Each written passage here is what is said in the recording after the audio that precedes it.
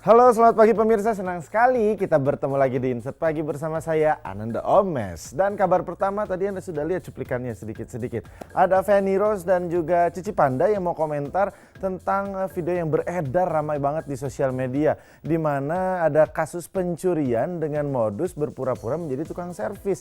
Di mana dengan polosnya mbak yang kerja di rumah mengantarkan, ikut menyaksikan. Tapi kayaknya sih memang ini modus mungkin sudah lama ya. Cuman karena ada CCTV-nya jadi kelihatan jelas. Saya dulu mikirnya ini salah satu acara reality show. Tapi ternyata beneran. Aduh, langsung aja kita lihat ini dari liputannya untuk Anda.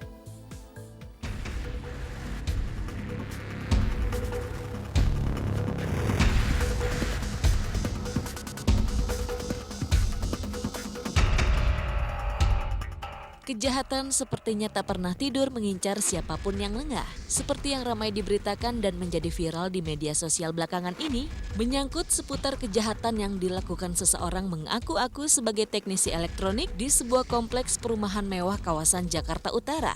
Dengan dalih hendak membetulkan sejumlah barang elektronik mewah, sang penjahat dengan gaya meyakinkan mengelabui pembantu rumah tangga bila ia diperintah sang majikan untuk mengambil barang-barang yang hendak diservis. Tanpa curiga berlebihan, sang pembantu rumah tangga menyambut baik dan mempersilakan mengambil barang-barang yang dimintanya itu.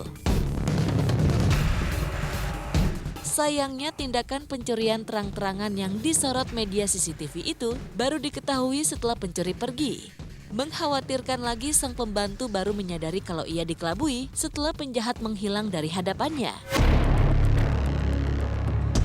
Melihat pola kejahatan lama yang tiba-tiba berulang membohongi korbannya, membuat sejumlah artis seperti Veronica Felicia Kumala atau Cici Panda dan Feni Rose ikut berkomentar soal kejahatan tersebut. Bagi Cici Panda, kejahatan dengan modus seperti ini bukan hal baru. Namun entah mengapa masih saja bisa terjadi karena faktor kelengahan korbannya sendiri. Sebenarnya menurut aku itu kayaknya udah modus lama deh dari dulu karena pernah adalah keluarga jauh yang juga kena, padahal rumahnya di daerah Menteng, udah gitu juga jalanan besar, tapi ternyata dia kena juga. Jadi asisten rumah tangganya lagi nyeremin tanaman, terus orangnya datang, ya aku disuruh nyonya nih ngambil ini, disuruh nunggu di dalam. Ya dengan polosnya emang asisten rumah tangganya karena udah bawa-bawa nama nyonya kan, ya udah disuruh duduk, terus orangnya bilang minta dibikinin kopi. Begitu dia ke dapur bikinin kopi, begitu keluar walah. Jadi ada dua nih, emang pembantunya atau asistennya polos atau memang mereka sudah kerja sama gitu. Kita kan nggak pernah tahu.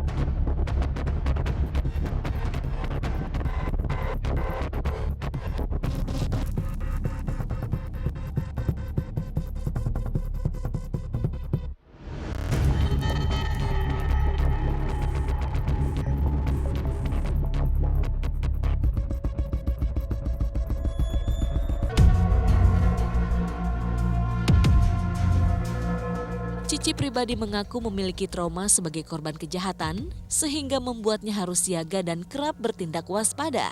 Untuk itu, setiap memiliki pembantu rumah tangga yang baru, ia selalu terdepan memberi arahan kepada para asisten rumah tangganya agar tak kecolongan pada orang-orang jahat yang mengincar rumahnya. Istri Marcel Aditya ini juga selalu membekali keamanan rumah dengan kunci tambahan agar tak mudah ditembus orang asing yang hendak berbuat jahat di rumahnya. Makanya kalau aku gini, kalau aku karena dulu nenek kakekku pernah pengalaman dimasukin rampok 7 orang. Jadi aku tuh dari kecil itu, aku tuh udah selalu diwanti-wanti soal keamanan rumah. Kayak dulu pas aku tinggal di rumah nenek kakek itu, buat buka pintu aja kuncinya ada 4 ya. Jadi udah di pintu luar dikunci, pintu dalam ada besi dikunci, digembok atas sama bawah, sama kalau dibuka diam-diam itu ada alarmnya. Jadi karena nenek kakek aku punya pengalaman seperti itu, makanya dia tuh selalu agak double soal masalah pengamanan rumah gitu. Jadi aku tuh selalu diwanti-wanti. Nah, pun aku sendiri karena sadar rumah memang pasti kita kan semua sibuk beraktivitas, yang di rumah adanya cuma asisten rumah tangga. Makanya aku selalu ada briefing. Kayak briefing wajib. Serius. Sebenarnya bukan briefing yang kayak oke, semuanya kumpul kita akan enggak. Tapi lebih kayak begitu ada asisten rumah tangga baru, itu pasti udah salah satu selain gimana cara bersihin rumah, pengetahuan dasar kedua adalah kalau ada orang asing masuk, itu seperti apa tata kramanya. Kalau benar dia ngaku dari aku atau dari bapak atau dia nyebut nama orang yang kamu kenal, telepon. Kamu kan punya telepon. Makanya kenapa asisten rumah tangga aku itu setiap bulan selalu aku kasih pulsa telepon pasti. Karena aku nggak mau ada alasan, iya aku mau telepon ibu tapi pulsanya habis. Enggak, aku kan udah kasih. Karena kalau memang aku lupa tinggalin pesan, ada orang yang mau datang, mau ngambil apa, kamu harus telepon.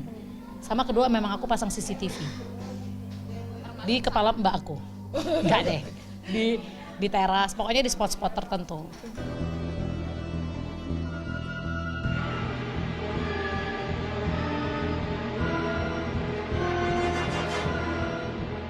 Tanggapan serupa juga dialami Feni Rose yang mempertanyakan mengapa masih ada saja pihak pembantu rumah tangga yang demikian polos dan lengah sehingga terbuka kesempatan pada orang asing untuk menguras harta sang majikan. Padahal jelas-jelas sudah dilengkapi CCTV sebagai bagian dari pengamanan di dalam rumah. Kondisi ini pun potensial menjadi hal yang meresahkan lantaran berulang kali terjadi. Kayak modus-modus seperti itu kan sebetulnya bukan hal yang baru sekarang gitu ya. Sebetulnya udah lama kan modus yang serupa seperti itu. Ya kalau buat saya sebagai ibu rumah tangga tentunya itu cukup meresahkan, cukup menjadi perhatian. Dan berita-berita di media sosial ataupun juga di televisi itu sedikit banyak juga bisa membuat kita lebih waspada. Jadi buat orang yang di rumah itu bisa menjadi kayak pelajaran gitu. Jadi nanti kalau ada yang datang ngaku-ngaku ini, ngaku-ngaku itu jangan dibukain pintu gitu. Cuman ya memang barangkali orang-orang seperti itu tuh bisa berkomunikasi dengan sangat meyakinkan. Kadang kita udah bilang jangan dibukain, tapi kan kita bilang nanti kalau ada orang suka ngaku-ngaku ini, ngaku-ngaku itu jangan dibukain. Tapi ternyata yang datang modusnya beda gitu kan. Ya, karena mereka mungkin sudah terlatih gitu, tahu bagaimana cara membuat orang jadi percaya sama mereka. Sementara soal adanya indikasi keterlibatan sang pembantu dalam artian ikut bersekongkol sebagai orang dalam, baik Cici maupun Feni Rose belum meyakininya. Namun mengingat apapun bisa terjadi, keduanya merasa pantas untuk sama-sama mengambil pelajaran berharga untuk menghindari hal buruk terjadi pada mereka. Sebenarnya aku kenapa ngambil dari yayasan, satu ketika amit-amit ada masalah yang terjadi kita tahu kita harus megangnya ke siapa gitu. Dan kalau dari dari yayasan walaupun bukan berarti jaminan asisten rumah tangganya pasti benar ya, cuman minimal kita ada fotokopi KTP-nya, ada surat dari RT RW-nya, kita tahu asalnya dari mana. Jadi kalau sampai terjadi hal yang tidak diinginkan, kita tahu menelusurinya kemana. Mungkin ini juga catatan buat diri saya sendiri untuk lebih komunikatif terhadap yang ada di rumah gitu. Artinya kadang-kadang kan mereka suka modusnya gini, ini pesanan dari bapak yang nyuruh saya datang loh, nanti kalau saya nggak boleh masuk, nanti kamu yang disalahin kan, kadang-kadang suka gitu kan. Yang namanya orang, ada yang mungkin perasaannya, aduh nanti saya dimarahin, ntar saya salah gitu kan. Di bluff atau diancam kayak begitu, kemudian dia jadi ragu-ragu dan kemudian luluh. Jadi saya sih ya istilahnya ya itu yang penting juga buat kita sebagai yang punya rumah tuh komunikasi barangkali ya sama orang-orang yang kerja sama kita. Artinya saya nggak pesan apa-apa, pokoknya kalau jadi ada SOP-nya gitu. Artinya kalaupun ada teknisi ada apa itu kalau ibu atau bapak tidak ngomong langsung berarti tidak ada kayak gitu. Jadi emang komunikasi itu penting juga gitu. Kejahatan dengan modus mengelabuhi sebagai petugas servis elektronik dan menyasar rumah dengan para pembantu rumah tangga yang polos bukan cerita baru. Larasati menilai warga saat ini sudah begitu percaya diri dengan hanya membekali sistem keamanan dengan CCTV tanpa pengamanan tambahan. Begitupun sang pembantu entah mengapa kerap menjadi faktor terlemah untuk ditembus penjahat menggelar aksinya kejahatan di rumah. Pelaku ini ya pasti mengamati dulu mungkin beberapa jam ya, nggak mungkin langsung datang tiba-tiba. Walaupun dia butuh sesuatu tapi dia pasti mengamati dan dia mungkin melihat sekilas penjaga rumahnya itu masih anak-anak atau polos atau kurang mengerti apa-apa. Saya sendiri pernah mendengar dari seseorang tetangga dekat bahwa dia sempat kemalingan ya karena pembantunya itu dibohongi, alasannya ingin membersihkan AC-nya. Jadi itu udah sangat konvensional, itu cerita udah zaman dulu sekali. Tapi kemudian dipakai lagi itu karena sekarang masyarakat juga yang sudah punya CCTV itu merasa tenang gitu. Oh, saya udah punya CCTV kok di rumah, sudah ada alat pengontrol sosial kita ya. Terus saya bisa lihat dari setiap handphone atau di komputer di kantor, tapi ternyata lag gitu. Nah, hal yang seperti itu yang nggak diduga kan. Nah itulah makanya ketika kita sudah memiliki sesuatu untuk menangkal, pasti penjahat tuh punya lagi strategi yang lain, atau mereka menganggap oh dia sudah lupa bahwa ada modus-modus konvensional yang sudah dilupakan gitu. Bahkan sampai tidak memakai alat penutup itu kan sangat berani sekali. Kita kan nggak tahu apa itu topeng, apa wajahnya beneran gitu kan. Mengingat kejahatan dengan pola ini bisa terjadi pada siapa saja, rasanya tak ada salahnya untuk terus waspada. Begitupun kepada pembantu rumah tangga, perannya tak boleh dianggap kecil, lantaran bisa jadi di pundak merekalah pertahanan terakhir keamanan bersandar bila sang majikan tak berada di rumah. Untuk itu selain bekal pekerjaan, arahan untuk ikut waspada menghadapi orang asing yang tak dikenal perlu diberikan agar tak mudah menjadi target pengelabuhan kalangan penjahat di sekitar kita.